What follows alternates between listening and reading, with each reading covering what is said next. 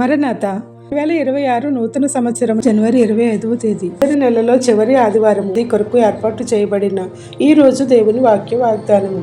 Haggai రాసిన పత్రిక 2వ అధ్యాయము 7వ వచనము. నేను ఈ మందిరమును మహిమతో నింపుదును, ఇదే సైన్యములకు అధిపతి యెహోవా వాక్కు. ఆమేన్.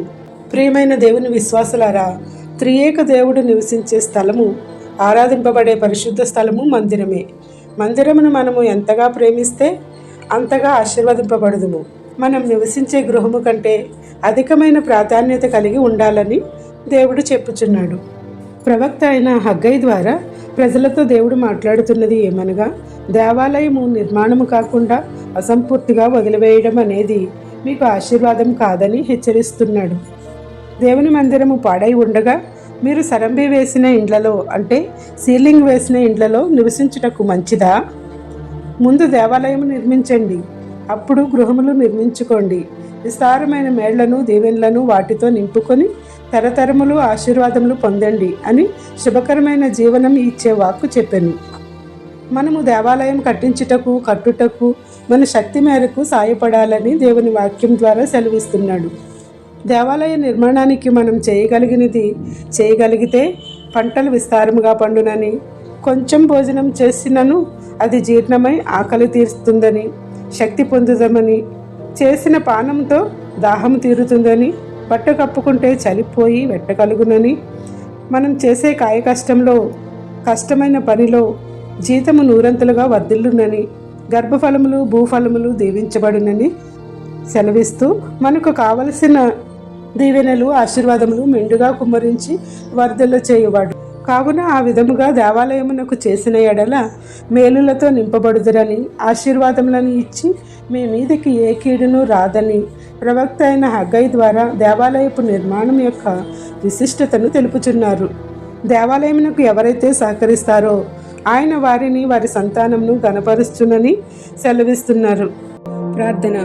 నిరంతరము ఆరాధనీయుడైన మా క్రీస్తు ప్రభువా, నేటి ఆరాధన దినమున నీ దేవాలయంలో ఆరాధించగల శక్తి మా ఎల్లరకు అనుగ్రహించి తోడుగా ఉండుము. దావీదు మహారాజు వలె వరములను వెతుకుచున్నాము. నీ ప్రసన్నతను చూచుటకును, నీ ఆలయంలో ధ్యానించుటకును, మా జీవిత కాలమంతయు నీ పరిశుద్ధ మందిరంలో నివసింపగోరుచున్నాము. ఈ విధముగా నీ సన్నిధిని మాకు తోడుగా ఉంచి నిరంతరము నిన్నే ఆరాధించి నీ పరిశుద్ధ ఆలయంలో ప్రవేశించగల శక్తినిచ్చినందుకు మీకు స్తోత్రములు చెల్లించుచున్నాము.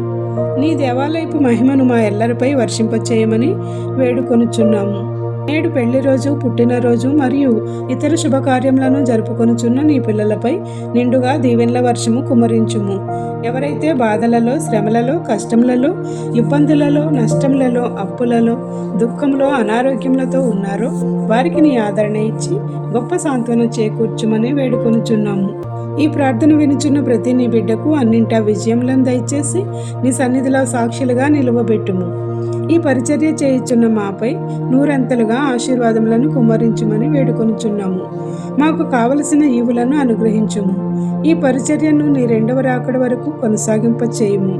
మేము ఇతరులకు ఈ వాక్య వాగ్దానము పంపుట ద్వారా నీ సువార్తల భాగస్వాములను చేసి గొప్ప భాగ్యములతో నింపుము.